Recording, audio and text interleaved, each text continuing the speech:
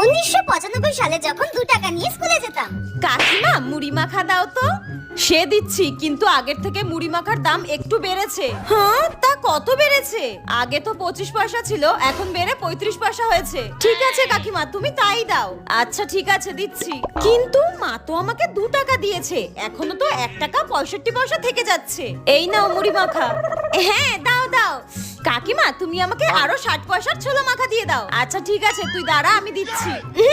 কিন্তু তাও তো এখনো টাকা বেঁচে যাচ্ছে।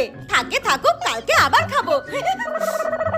এখনকার সময় যা হয়। কাকিমা 5 টাকার মুড়ি মাখা দাও তো। হ্যাঁ কি 5 টাকার মুড়ি মাখা? 5 টাকায় তো পেঁয়াজ, কাঁচা লঙ্কা, চানাচুর এসব কিছুই হবে না। তো মুড়ি কোথা থেকে দেবো? তাহলে আর কি করা যাবে? 10 টাকারই দিয়ে দাও। তাই বল। ঠিক আছে দাঁড়া, দিচ্ছি।